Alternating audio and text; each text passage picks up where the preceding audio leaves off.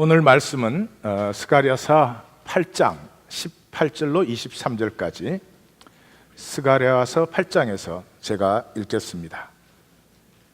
만군의 여호와의 말씀이 내게 임하여 이르시되 만군의 여호와가 이같이 말하노라. 넷째 달의 금식과 다섯째 달의 금식과 일곱째 달의 금식과 열째 달의 금식이 변하여 유다 족속에게 기쁨과 즐거움과 희락의 절기들이 되리니 오직 너희는 진리와 화평을 사랑할지니라. 만군의 여호와가 이같이 말하노라. 다시 여러 백성과 많은 성읍의 주민이 올 것이라. 이 성읍 주민이 저 성읍에 가서 이르기를 우리가 속히 가서 만군의 여호와를 찾고 여호와께 은혜를 구하자 하면 나도 가겠노라 하겠으며, 많은 백성과 강대한 나라들이 예루살렘으로 와서 만군의 여호와를 찾고 여호와께 은혜를 구하리라. 만군의 여호와가 이같이 말하노라. 만군의 여호와가 말한다는 말씀이 굉장히 많이 나왔죠. 그날에는 마알이 다른 이방 백성 10명이 유다 사람 하나의 옷자락을 잡을 것이라. 곧 잡고 말하기를 하나님이 너희와 함께 하심을 들었나니 우리가 너희와 함께 가려 하노라 하리라 하시니라. 아멘. 오늘은 스가랴서 1장에서 8장까지를 성경 공부를 하겠습니다. 그래서 더운데 좀 더 더워질까 걱정도 됩니다. 하여튼 스가랴서는 읽기 어려운 책이다 그렇게 소문은 나 있습니다만은 사실 어려운 책은 아니죠. 어려운 책은 아닌데 스가랴에는 묵시 부분이 많기 때문에 묵시라고 하는 것은 종말이 무엇이냐 하는 것을 적는 것이거든요. 종말을 적으려니까 이 현상적인 것으로는 종말이 사실 적혀질 수가 없죠. 그래서 현상의 어떤 그 그림들을 이용해서 그걸 전달해주는, 이미지를 전달해주는 거죠. 그래서 조금 복잡할 수는 있지만 내용이 어려운 것은 아닙니다. 스가랴서를 그동안 나누었는데 스가랴 책 자체를 만나시는 게 중요할 것 같아서 오늘은 스가랴서 1장에서 8장까지 전반부를 나누도록 하겠습니다. 1장에서 8장까지의 구조를 보시면 처음에 이제 돌아오라, 그 다음에 끝에 약속, 돌아오라 약속 이렇게 양쪽으로 하고 그 가운데 성전 재건과 공동체 회복이 나옵니다. 성전 재건 부분에는 8개의 환상 부분과 여호수아의 대관식이 나오고요. 그 다음에 공동체 회복 부분은 이제 금식과 축제에 대한 질문, 그리고 예루살렘의 회복에 대해서 이렇게 크게 두 가지가 거기에 들어 있습니다. 자, 먼저 1장에서 8장의 내용이 시작이 되는 8개의 환상부터 시작해서 말씀을 드리겠습니다. 첫 번째 환상은 붉은 말을 탄 사람을 스가랴가 보게 됩니다. 이것은 성전을 재건할 수 있는 퍼펙트 타임, 기회가 왔다라고 하는 것입니다. 그래서 1장 11절을 보면 그들이 하석류 나무 사이에 선 여호와의 천사에게 말하되 우리가 땅에 두루 다녀보니 온 땅이 평안하고 조용하더라. 온 땅이 평안하고 조용하니까 성전을 다시 재건하는 힘을 모을 수 있는 그런 찬스라는 거죠. 12절에 여호와의 천사가 대답하여 이르되 만군의 여호와여, 여호와께서 언제까지 예루살렘과 유다의 성읍들을 불쌍히 여기지 않으시겠습니까? 노하신 지 70년이 되었습니다. 다시 말해 성전 재건을 언제 허락하실 것입니까? 16절에 그래서 이렇게 말하죠. 그러므로 여호와가 이같이 말하노라. 내가 불쌍히 여김으로 예루살렘에 돌아왔은즉 내 집이 그 가운데 건축되리라. 이 붉은 말의 그 환상을 통해서는 온 세상이 평안하고 조용하다. 이때 힘을 모아서 성전을 재건해라. 두 번째 이 환상은 네 뿔이 있는데 네 대장장이들이 그 뿔을 이제 꺾으려고 하는 그러한 그 장면입니다. 농사를 짓거나 목장을 해보신 분은 알지만 뿔을 꺾는 것은 굉장히 그 위험한 일입니다. 전문적으로 한 사람만 할 수 있죠. 그런데 그 뿔이 무엇을 말하느냐 그러면 유다를 무너뜨린 그 권세를 얘기하는 것이다. 21절에 내가 말하되 그들이 무엇하러 왔나이까 하니 대답하여 대장장이가 왜 왔습니까? 대답하여 이르되 그 뿔들이 유다를 흩어뜨려서 지금 포로로 잡혀와 있죠. 사람들이 능히 머리를 들지 못하게 하니 이 대장장이들이 와서 그것들을 두렵게 하고 이전의 뿔들을 들어 유다 땅을 흩뜨린 여러 나라의 뿔들을 떨어뜨려 아수르와 바벨론과 페르시아의 뿔을 권세를 꺾으려고 하는 것이다. 그래서 하나님께서 압제자들의 권세를 꺾어주니까 again 이제 성전 재건을 할 수 있는 기회가 왔다, 그런 얘기죠. 세 번째, 이 고대 언어, 지금 우리가 나누고 있는 스가랴서 이 부분만 해도 우리 한국어로 말하면 고조선 시대의 역사입니다. 그러니까 이런 그림을 통해서 얘기를 하고 있죠. 세 번째는 이제 청량하는 사람의 비전을 봅니다. 청량하는 사람의 비전을 보는데 그것은 예루살렘의 회복을 말하죠. 2장 4절에 예루살렘은 그 가운데 사람과 가축이 많으므로, 지금은 황폐해졌죠. 근데 사람이 많이, 가축이 몰려드는, 그렇게 사람 수가 너무 많기 때문에 성곽을 쌓을 수가 없어요. 성곽 없는 성읍이 될 것이라. 그래서 성곽이 없으면 어떻게 성을 지키겠습니까? 여호와의 말씀에 내가 불로 둘러싼 성곽이 되며 그 가운데 하나님이 성곽이 되어 주겠다. 9절에 내가 손을 들어 그들 위에 움직인저, 이 예루살렘을 파괴시킨 그들 위에 움직인적 그들이 자기를 섬기던 자들에게 노래하거리가 돼. 자기들이 지금 식민지로 장악하고 있던 그 사람들에게 오히려 노략거리가 된다. 그들의 권세가 깨어진다. 10절 여호와의 말씀에 시온에 따라 노래하고 기뻐하라. 이는 내가 와서 내 가운데 머물 것이다. 시온에 따라 이제 기뻐하라. 자유하게 됐다. 풀어주게 됐다. 그래서 예루살렘의 회복을 얘기하고 있습니다. 그러니까 첫 번째, 두 번째, 세 번째 이 환상은 예루살렘의 비전을, 회복의 비전을 보여주고 있는 것입니다. 성경을 좀 읽으셨으면 저게 무슨 얘기인지 같이 따라오기가 쉬울 텐데, 성경 얘기를 안 읽으신 분들은 좀 졸리실 수도 있을 것 같아요. 졸리시면 걱정하지 마시고 푹 주무시기 바랍니다. 네 번째 비전은 여호수아를 정결하게 하는, 이 3장은 우리가 같이 이미 나누었죠. 그래서 여호수아를 정결하게 하는 것은 대관의 준비, 제사장 여호수아에게 대관을 시키는 것이죠. 그래서 메시아를 보여주고 있습니다. 이스라엘 역사에서 제사장이 왕이 된 것은 딱 두 번밖에 없습니다. 한 번은 구약 때이고 한 번은 신약 때이고, 구약 때는 멜기세덱이었습니다. 멜기세덱이 제사장인데 왕이었습니다. 신약 시대는 예수님이 제사장인데 왕이, 제사장은 죄를, 백성의 죄를 사함을, 하나님으로부터 사함을 받는 사람이죠. 예수님이 제사장이며 왕이었습니다.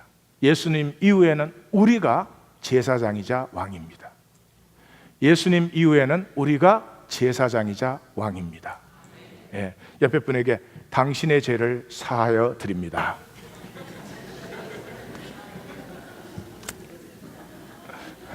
또 이렇게 붙이십시오. 계속 잘못해도 사할 수밖에 없습니다. 예, 상대방이 잘못할 때 우리의 착각은 상대방이 잘못하면 내가 의로운 줄 알아요. 예, 교회를 다니는 사람들이 더 심할지도 몰라요. 상대방이 잘못해, 예를 들면 부부간의 예를 들어봅시다. 내가 잘했고 상대방이 잘못했어요. 그럼 내가 조금 더 잘한 것 때문에 상대방이 내 말을 들어야 된다고 생각을 해요. 내가 옳으니까 내 말대로 해야 된다는 거죠. 그 말은 내가 조금 옳은 것 때문에 상대방의 인격이나 존재는 완전히 무시돼도 괜찮다는 거죠. Never, never, never.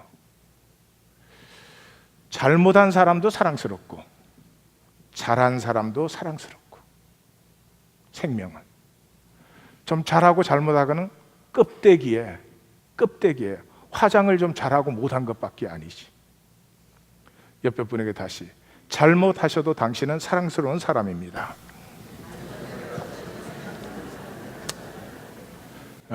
그거를 모르셔서 가정에도 사회에서도 교회에서 와서도 어떤 사람이 좀 잘못했다 그러면 그 사람 짓밟아도 되는 줄 알아요. 그것도 앞에서 짓밟으면 괜찮아. 비겁하게 뒤에서 no good, no good. 그래서 이 여호수아를 보니까 여호수아가 더러운 옷을 입었어요. 우리가 다 죄가 많지요. 그런데 하나님께서 아무런 조건 없이 그 옷을 벗기고 아름다운 옷을 입혀주시고 내 죄악을 제거하였다, 그렇게 선언해 주십니다. 하나님의 사랑의 임무는 우리의 죄를 사하시는 것이고 남는 것이니까 그건 더 이상 나누지 않겠습니다. 그러면서 8절에 대제사장 여호수아야, 너와 내 앞에 앉은 내 동료들은 내 말을 들을 것이니라. 이들은 예표의 사람들이라. 내가 내 종 싹을 나게 하리라. 그러니까 여호수아 앞에 사람들이 보여요. 제 생각에는 아브라함, 이삭, 야곱, 모세, 여호수아, 다윗으로 해서 사무엘로 해서 이렇게 쭉 보이겠죠. 그 모든 사람들은 예표의 사람들이에요. 무슨 예표예요? 메시아를 예표하는. 그래서 이 비전을 본 너는 이 줄기에서 싹 메시아가 일어서는 것을 보게 될 것이다. 그러면서 만군의 여호와가 말하노라. 내가 너 여호수아 앞에 세운 돌을 보라. 한 돌에 7 눈이 있느니라. 내가 거기에 새길 것이며 이 땅의 죄악을 하루에 제거하리라. 이 돌은 두말할 것도 없이 교회를 말하고 있습니다. 예수님께서 베드로를 보고 그렇게 말씀하시죠. 또 다니엘서 비전에도 보면은 인간 왕국이 일어섰다 지고 일어섰다가 지고 일어섰다가 지고 맨 마지막에 사람의 손으로 하지 않은 한 돌이 뜨더니 그 모든 왕국을 가루로 만들어 버리고 하나님의 영원한 왕국을 세운다, 그렇게 되어 있죠. 그래서 이 돌은 우리로 말하면 교회를 표현하는 것입니다. 근데 교회는 뭐냐? 7 눈이 있대요. 7 눈이 있다는 것은 전지하다, 모든 것을 안다는 거죠. 우리가 왜 미워하는지 아십니까? 모르기 때문에 미워해요. 예. 서로 간에 알면, 모든 것을 알면 절대로 미워하지 않습니다. 엄마는 자식을 미워하지 못해요. 그 자식을 송두리째 알고 있기 때문에 그래요. 우리는 절대로 미워하는 존재가 아닙니다. 사랑하고 싶어하고, 사랑할 때 기쁘고, 사랑할 때 살아나고, 사랑하면 예뻐지고. 찬송가도 있잖아요. 사랑을 하면은 예뻐져요. 찬송가가 아니었나요? CCM이었군요. 예. 사랑하면 이뻐지고 건강해지고 사랑하면 풍성해지고, 절대로 미워하고 싶어하는 존재가 아닙니다. 그런데 대부분은 사랑하기보다는 미워하면서 삽니다. 왜 그래요? 다 모르기 때문에 그래요. 내가 아는 것만 가지고 그 사람을 판단해서 그래요. 교회는 7 눈을 가졌어요. 그러니까 교회 안에서는 미움이 있을 수가 없어. 미움이 있을 수가 없어요. 옆에 분에게, 그래서 제 마음에는 미움이 없나 봐요. 그 다음에 이제 두 감람나무의 비전이 나오죠. 두 감람나무는 지난주에 우리가 보았습니다. 하나님 안에 하나 되는 것을. 두 감람나무는 하나님으로 공급되고, 이 두 감람나무는 금 기름을 이 7 등잔의 7 관을 통해서 공급하는, 그래서 이 공급과 교통이 끊어질 수 없는 그런 것을 보여주고 있지요. 그래서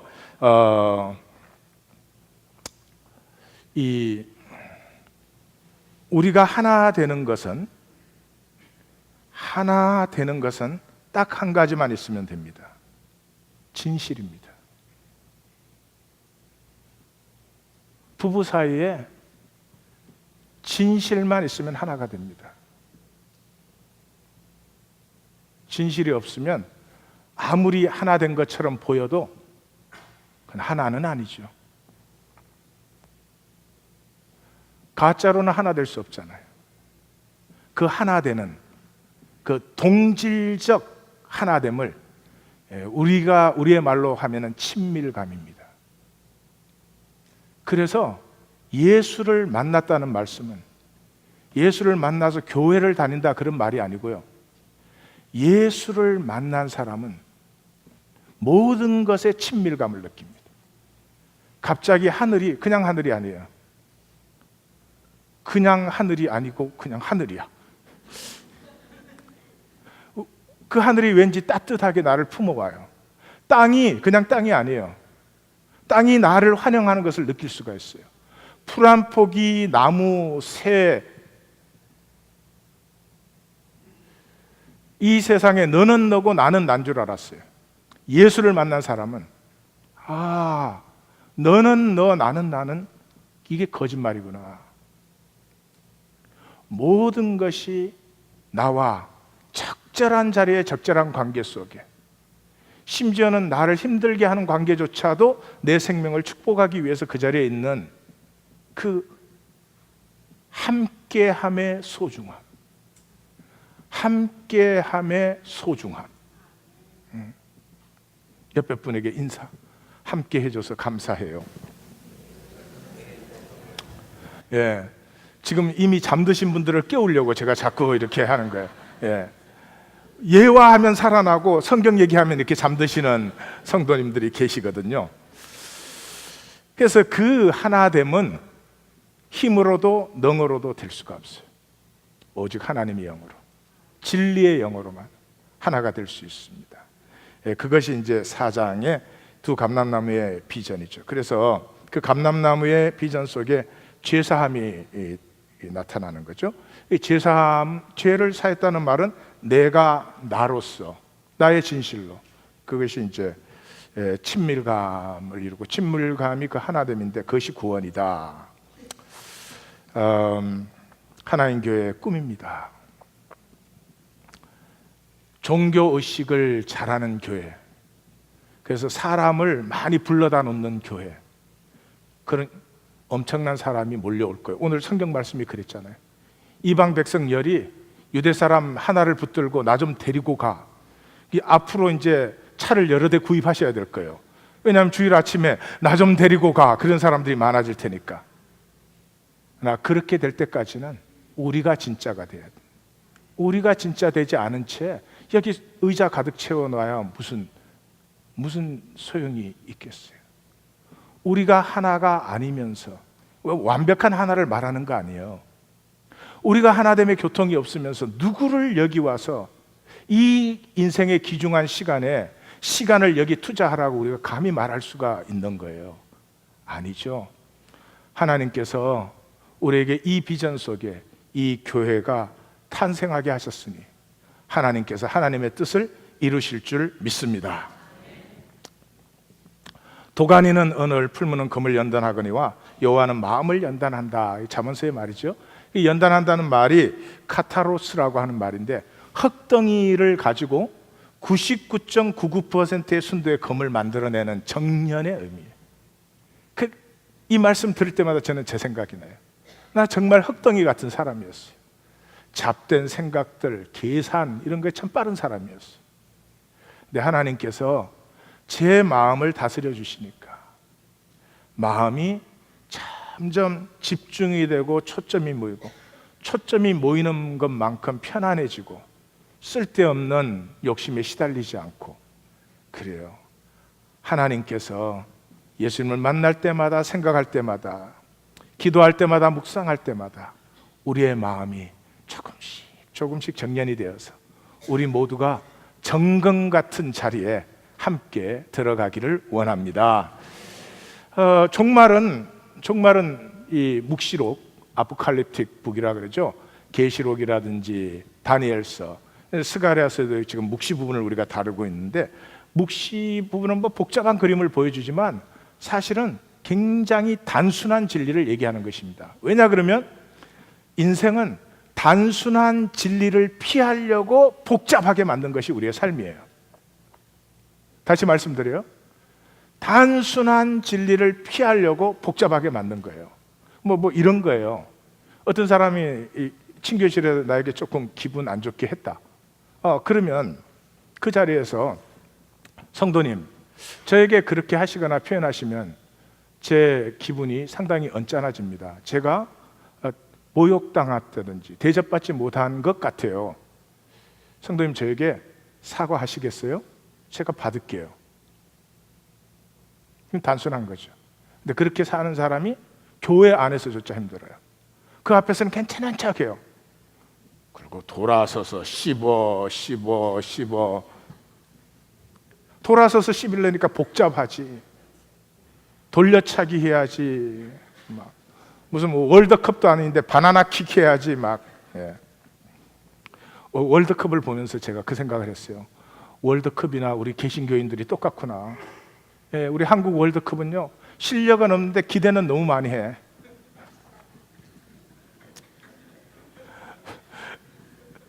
아직까지는 좀 우리가 훈련돼야 될 것 같아.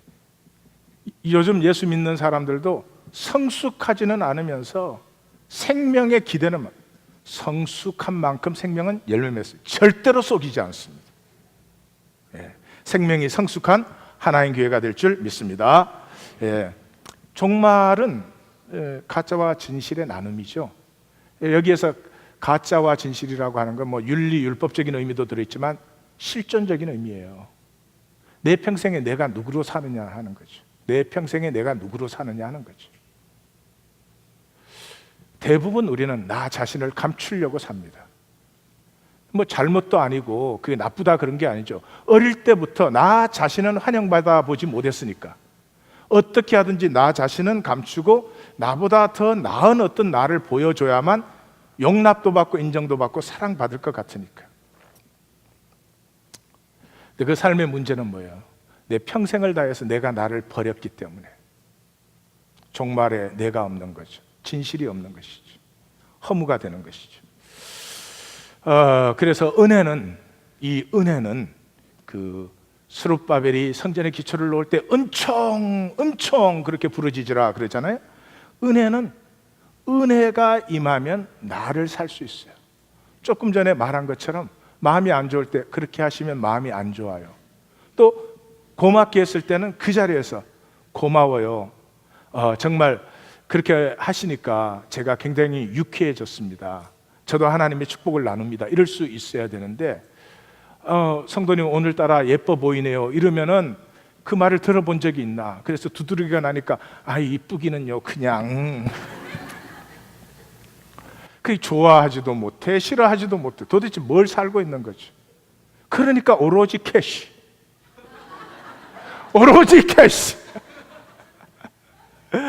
마음껏 정직하게 쓰고 할 수 있는 거는 그거밖에 없으니까. 그러니까 할 수 없다. 신앙생활에 하나님하고 하나가 되든지 캐시를 많이 벌든지 둘 중에 하나는 합시다.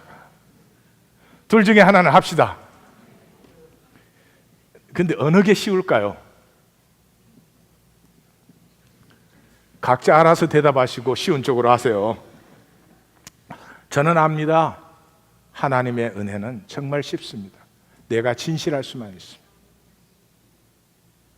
교회에 나와서까지도 하나님 바라보는 사람 드뭅니다.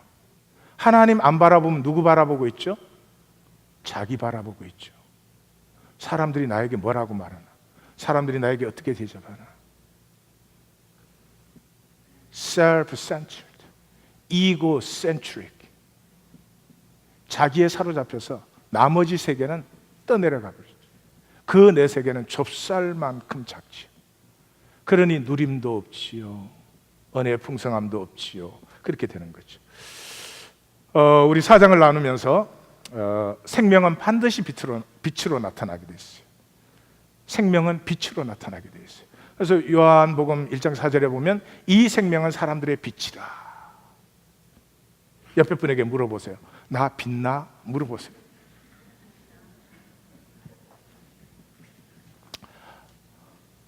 만약에 빛나지 않으시면 생명을 사신 거 아니에요.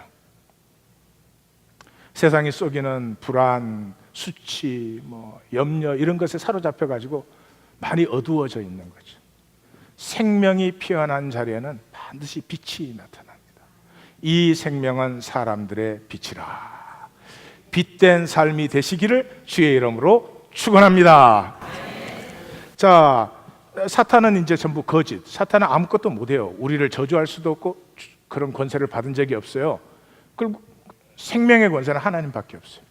그래서 사탄은 거짓으로 속일 뿐인데 우리가 이제 거기에 쏘가갖고 살고 싶은 삶은 안 살고 살고 싶지 않은 삶은 살고 하고 싶은 말은 절대로 안 하고 하고 싶지 않은 말은 너무나 잘해요. 하고 싶은 건 절대로 안 해. 그리고 하고 싶지 않은 건 해요. 그리고 내가 왜 그랬을까? 그러죠.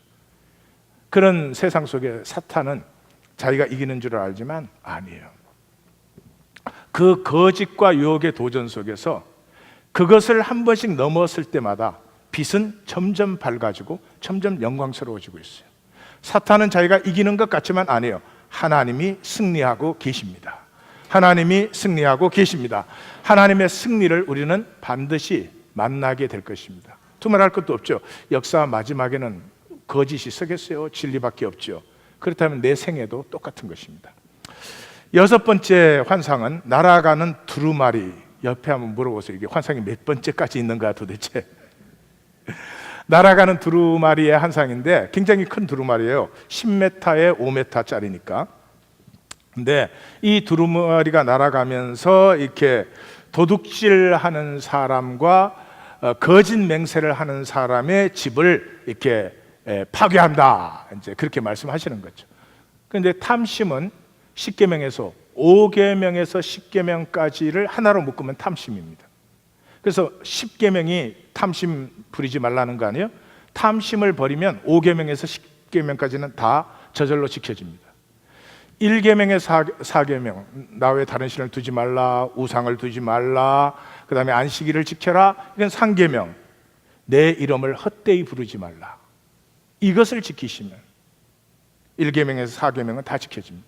그래서 사실은 이 날아가는 두루마리는 10계명 전체를 보여주고 있습니다.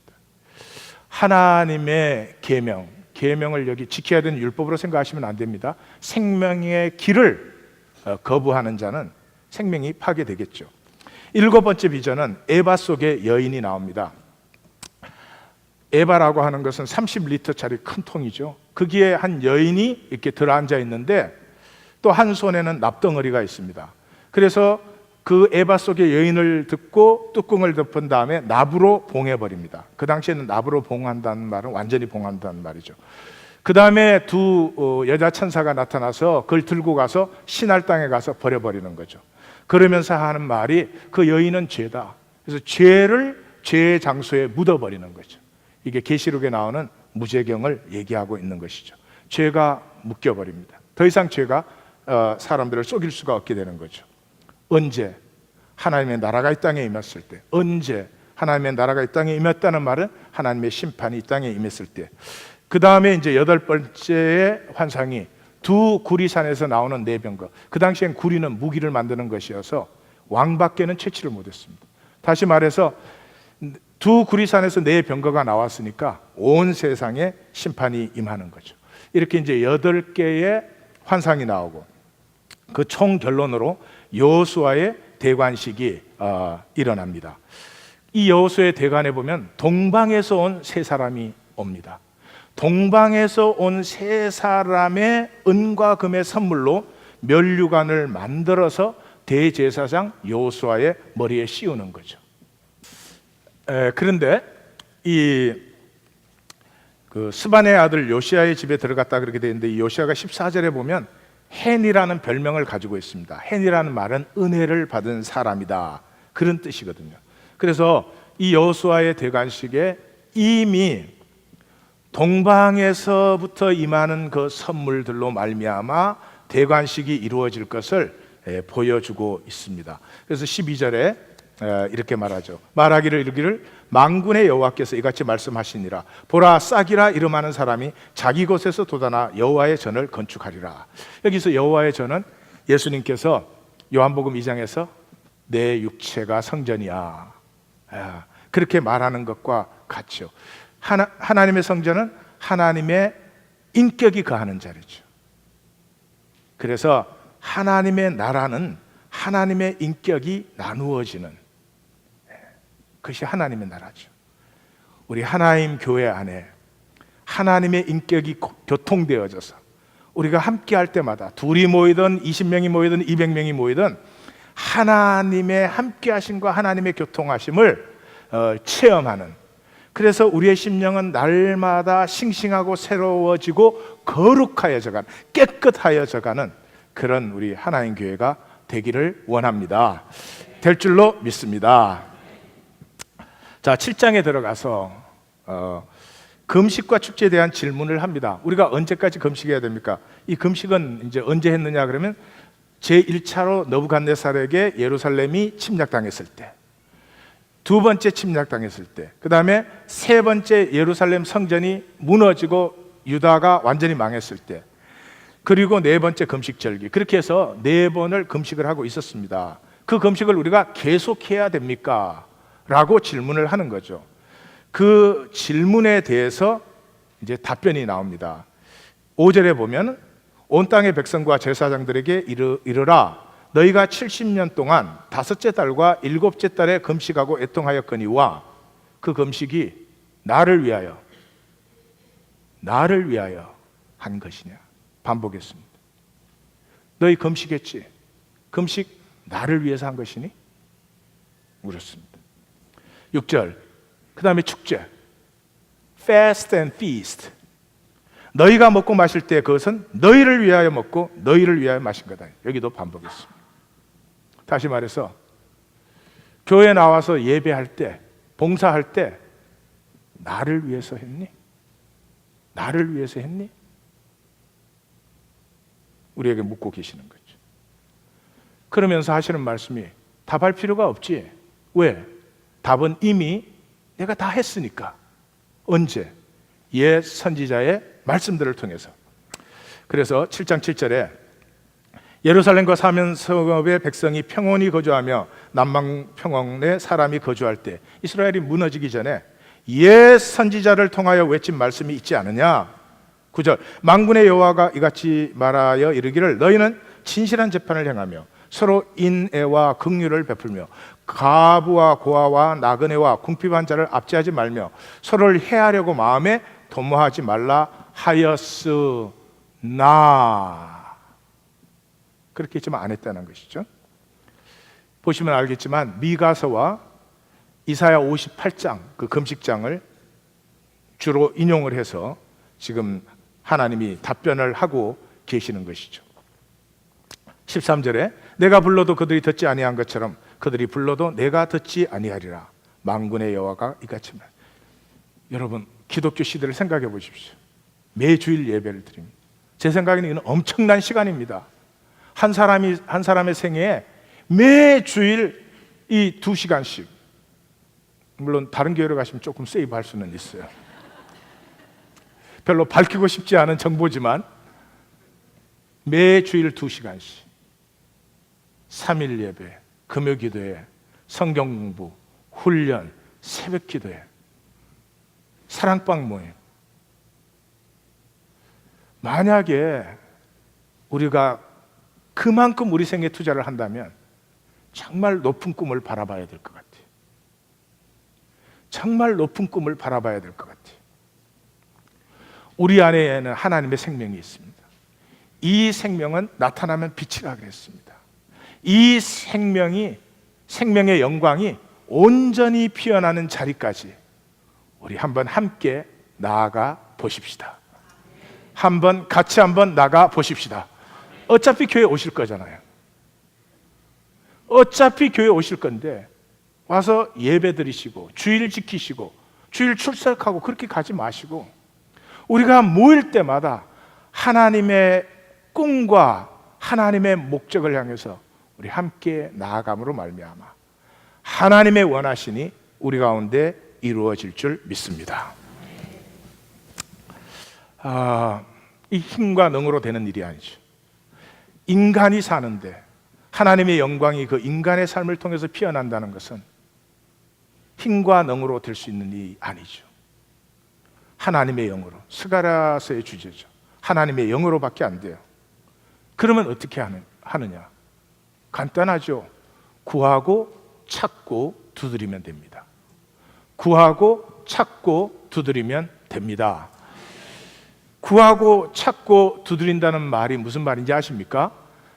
구하고 찾고 두드리라 하는 그 시제가 성경에밖에 없는 시제입니다. 이게 현재, 진행적 현재 시제라고 부를 수 있습니다. 그러니까 우리말에는 없습니다. 그러니까 그거는 내가 구했어. 구한 거는 이미 과거야. 다시 새 현재가 왔잖아요. 지금 또 구해야 돼. 지금 또 구했으면 또 과거죠. 또 구해야 돼. 그래서 영어로 말하면 go on seeking, go on seeking. 예, 계속 구하는 거죠. 왜 그렇게 말씀하고 계시죠? 우리는 하나님의 영을 구하는데요. 그 구하는 과정이 나를 만들어요. 하나님의 영이 나에게 기름 부어지는 것은 하나님의 시간에. 그건 하나님에게 맡겨두세요. 하나님을 믿으세요. 그게 중요한 게 아니고 나에게는 내가 구하고 찾고 두드리는 과정이 나를 만들어 갑니다. 그걸 구하는 과정에서 저는 저의 욕심과 이기를 많이 보았습니다. 그걸 구하는 과정에서 제가 얼마나 사랑이 없는가 하는 걸 보았습니다. 성도님들에게 제가 뭘 잘못하거나 페어하지 않게 한 건 아니에요. 사랑이 없었어요. 사랑을 구했습니다. 절대 정죄 없이 우리 성도들을 받을 수 있게 해주시옵소서. 제가 이렇게 말하지만 엄청난 영적인 싸움입니다. 어마어마하게 싸우는 것입니다. 나중에는 하도 안 되니까 제가 54년생이잖아요. 54. 오직 십자가의 사랑, 오직 십자가의 사랑. 누구를 보아도 오직 십자가의 사랑밖에는 나에게 안 보이게 하옵소서. 그렇게 구하니까 그게 어느 정도 되더라고요. 근데 최근에 와서는 뭐하고 싸우는 줄 아십니까?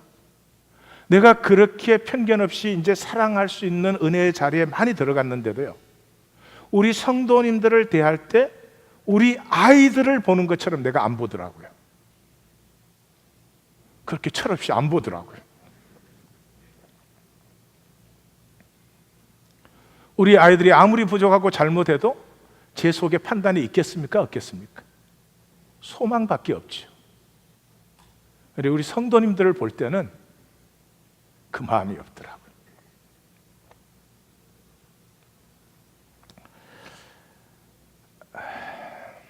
하나님에게 몸부림치는 것처럼. 그렇지 않으면 내가 위선자죠. 내 가짜죠. 내가 증거하는 말씀과 내 마음이 다르잖아요. 내 구하고 찾고 두드리니까 내게서 나올 수 없는 마음을 하나님이 주시기 시작해요.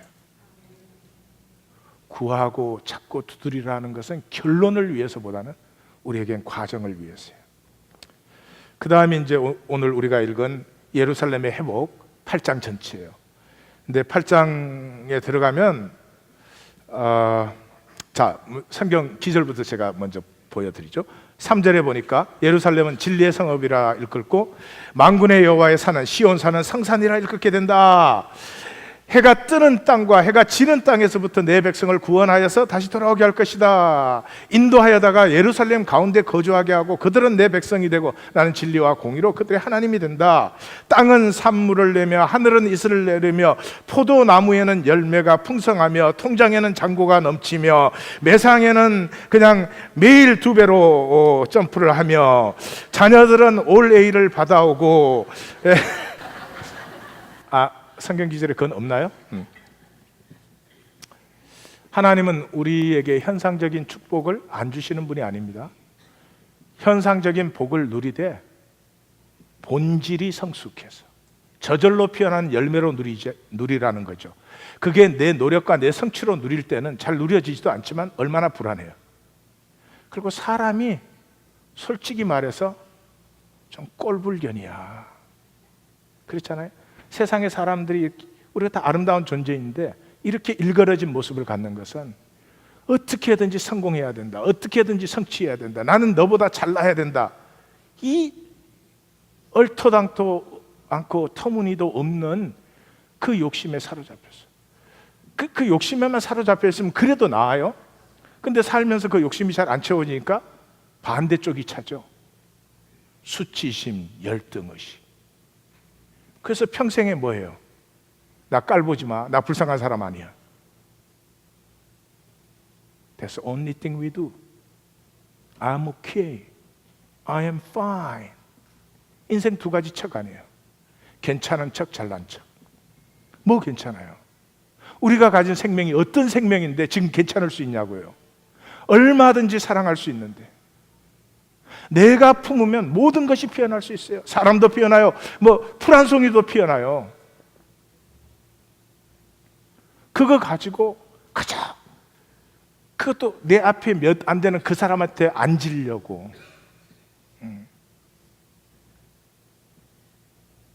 그래서 목회를 하면서도 지 혼자 잘난 척하는 그런 목사가 있다고 들었어요.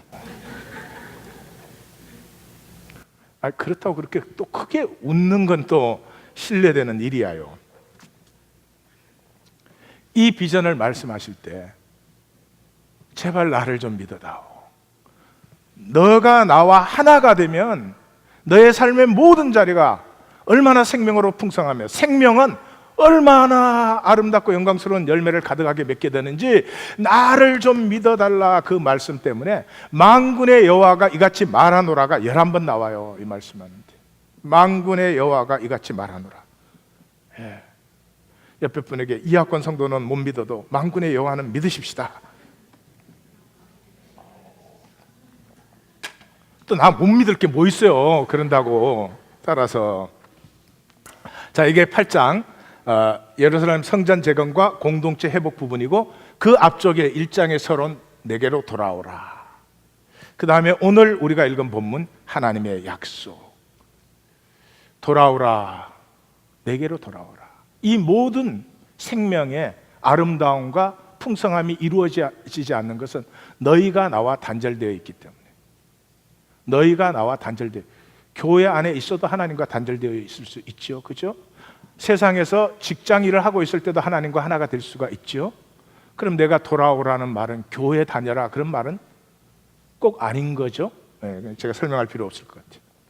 그리고 약속을 뭐라고 합니까? 금식이 변하여 기쁨과 즐거움과 희락의 절기들이 될 거야.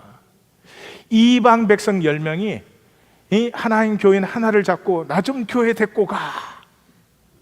우와, 생각만 해도 행복해.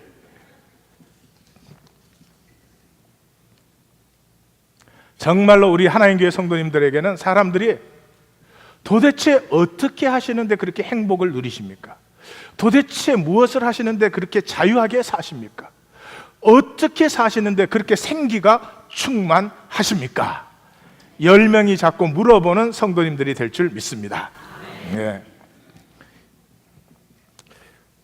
오늘의 말씀 결론 부분입니다. 자, 간단하게 맺으십시다. 제가 성경 기술을 그게 다 넣었지만 오늘의 말씀, 이 하나님이 이 환상을 보이시고 하는 전체가 뭐예요?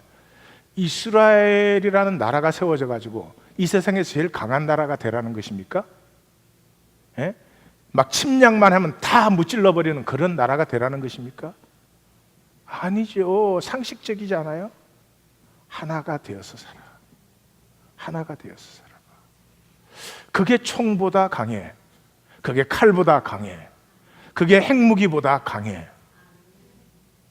하나가 된다는 말이 뭐 어떤 말이에요? 미가서 뭐 선지자들이 전부 그 얘기한 거 아닙니까? 뭐 인애와 긍휼과 이게 다 전부 그건데, 쉽게 얘기하면 예수님을 보면 알아요.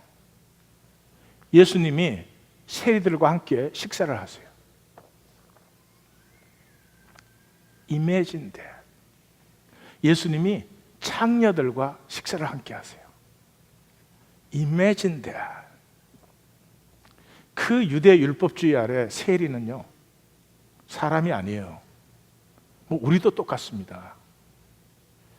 이 자본주의 사회에서 돈 없어 봐요. 가난한 것만 보지 사람 안 봐요. 그래서 이 세상에서는 돈이 있어야 돼요. 학착같이 돈 벌려는 거예요. 정말 대접 못 받아요. 그 율법주의 사회에서요, 세리, 인간이 아니에요. 모든 사람이 그 사람 볼 때는 세리로밖에 안 봐요. 근데 예수님하고 같이 앉아 있으면 참 이상한 일이 일어나요. 세리가 아니고 세리 이전에 인간인 나, 인간인 나가 대접받고 있는 걸 느낄 수가 있어요. That's a real party. That's a real party. 창녀들. 지금 이 사회에서도 누가 창녀 대접해 줍니까?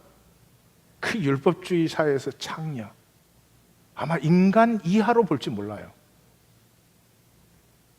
근데 예수님하고 같이 앉아서 식사를 할 때 예수님은 창녀하고 같이 앉아 있는 것이 아니라 하나님의 형상의 한 고귀한 생명과 같이 앉아 있습니다. 설교 안 해도 괜찮아요. 설교 안 해도 새로워져요. 그 표정이 근데 왜 설교 계속 하십니까? 이런 표정이.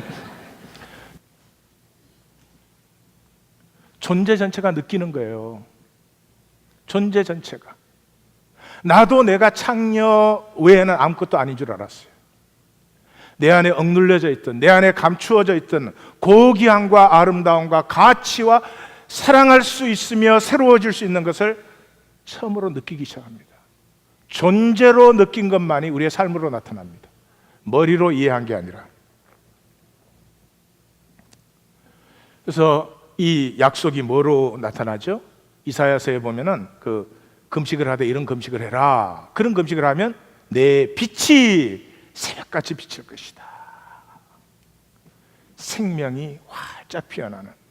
10절에 보면 줄인 자에게 내 심정이 동하며, 심정이 동한다는 뭐예요? 동질감, 친밀감, empathy. 괴로워하는 자에게 심정을 만족케 하면 내 빛이, 우리의 생명은 욕심 부려서 피어나는 게 아니라요, 아프고 힘든 자리에 함께 교통하고 나누어짐으로 피어나는 것이고, 그때 빛으로 피어나는 것이죠. 그리고 기억하십시오. 인간의 생명은 천하보다 귀합니다. 인간의 생명은 천하보다 귀합니다. 그런데 언제까지? 죽을 때까지예요. 전쟁터에 시신이 널려져 있습니다. 누구 하나 그 가치 있게 취급하지 않습니다. 그러나 죽을 때까지 인간의 생명은 천하보다 귀해요. 왜 그러죠? 그 속에 영적인 가능성이 있기 때문에. 죽은 다음에는 오직 가치는 영적 가치밖에 없습니다. 영적 가치밖에 없다는 것은 내게 주어진 생명을 내가 살았느냐 하는 것입니다. 그때까지 살지 않았으면, 그냥 척 하다가 끝났으면 허무 외에는 없습니다. 허무 외에는 없습니다. 기억하십시오. 세 번째, 생명의 비밀을 아십시오. 생명은 하나님이 나에게 주셨지만 내가 자원함으로 누려야 내 생명이 됩니다. 내가 자원함으로 누릴 때 생명은 내게서 피어나고, 생명은 반드시 교류하게 되어 있습니다. 생존은 단절하지만 생명은 반드시 통하게 되어 있습니다. 생명은 반드시 통하게 되어 있습니다. 옆에 분에게 물어봐요. 우리 통하는 사이야?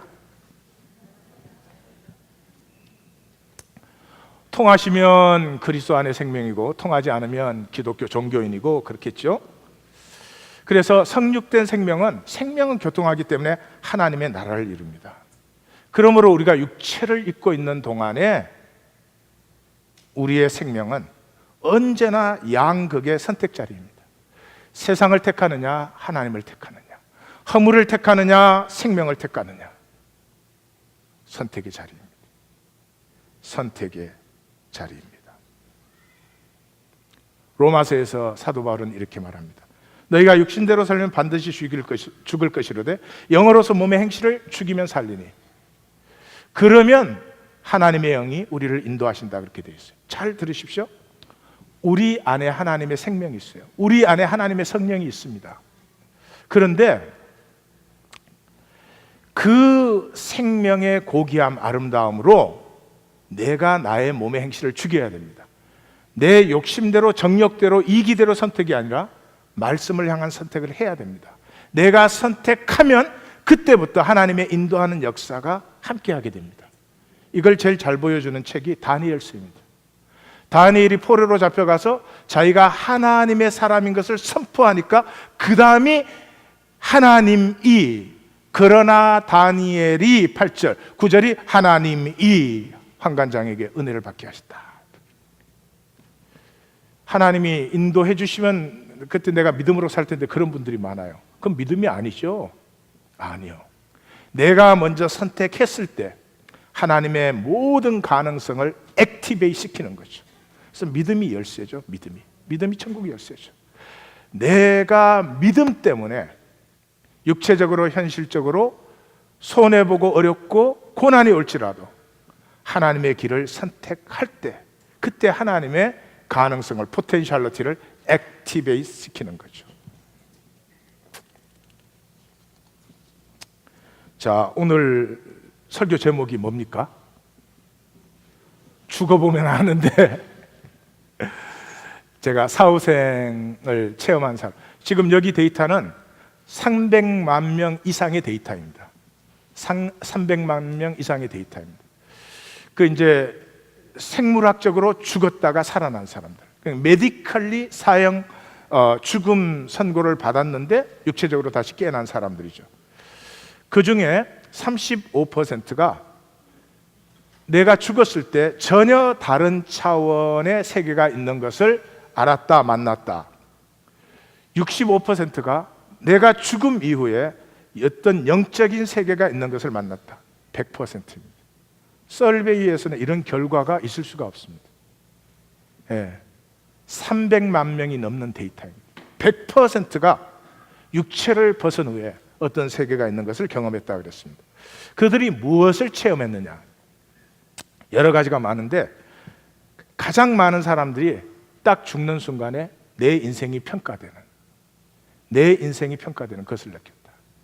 또 다른 세계, 어떤 빛의 세계, 무지무지하게 소름 끼치고 어두운 세계, 뭐 이런 것들을 느꼈다.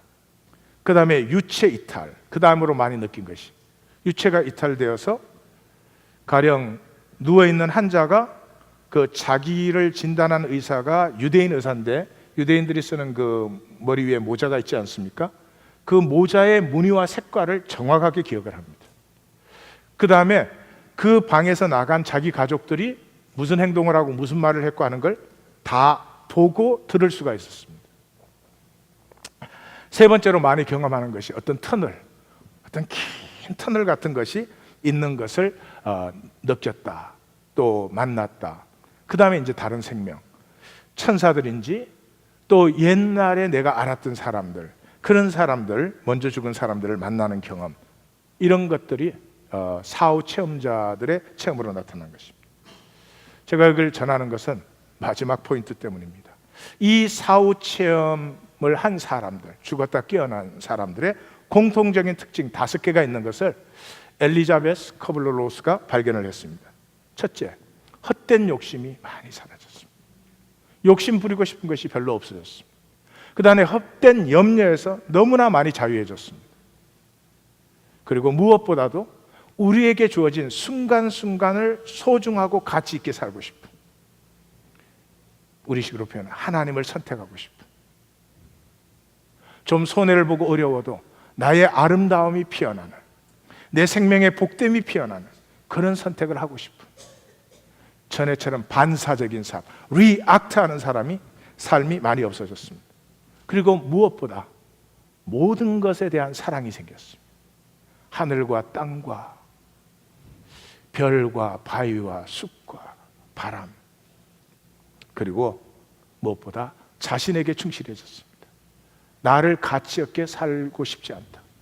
너가 나를 화내게 해도 나 그런데 화내는데 나 인생 안 보낼 거야. 너 나한테 원망 생기게 만들어도 나 그런데 더 이상 인생 보내고 싶지 않아. 이런 자신을 소중하고 충실하게 느끼는 것들이 죽어보면 아는, 같이 죽어볼 수도 없고 죽음을 넘어선 영원한 생명을 누리시는 성도님들이 되시기를 주의 이름으로 축원합니다. 축원합니다. 기도하십시다.